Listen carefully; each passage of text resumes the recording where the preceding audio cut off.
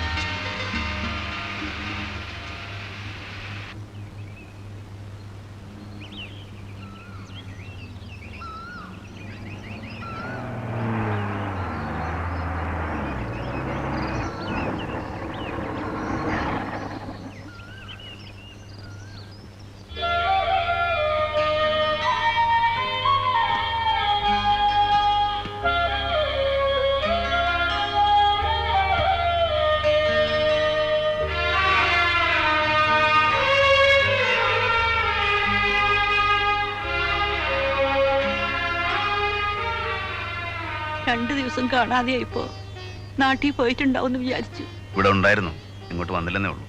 രമണി അവള് കിടപ്പ് തന്നെയാ.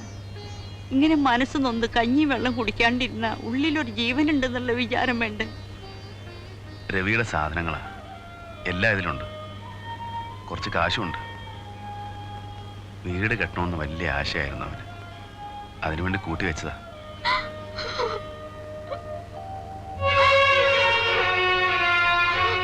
കരയാണ്ടിരിക്കാൻ പറ. ഇത് കേൾക്കാണ്ടിരിക്കാനാ കുറെ ദിവസം ഞാനിങ്ങോട്ട് വരായിരുന്നേ.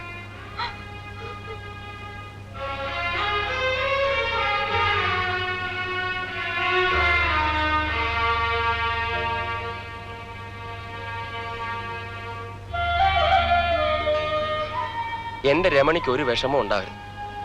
പിന്നെ ഞങ്ങളുടെ മോള്, അവള് ജനിക്കുന്ന ഒരു ചെറ്റപ്പുരയിലാവരുത്. രവിയുടെ ആശ അത് നടത്തണം. എന്നിട്ട് ഞാൻ ഇവിടുന്ന് പോവും. എന്നാൽ ഈ കാശ് മോന്റെ കയ്യിൽ തന്നെ ഇരുന്നോട്ടെ. അത് വേണ്ട.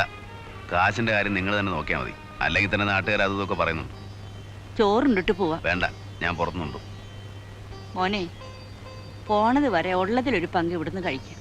ഒരു പായ വിരിക്കാനുള്ള ഇടം ഈ തിണ്ണേമിലുണ്ട്. അതൊന്നും വേണ്ട. ഞാൻ പുറത്തുനിന്ന് എന്തെങ്കിലും കഴിച്ച് വണ്ടിയിൽ തന്നെ കിടന്നോളാം. അതാണ് ശീലം.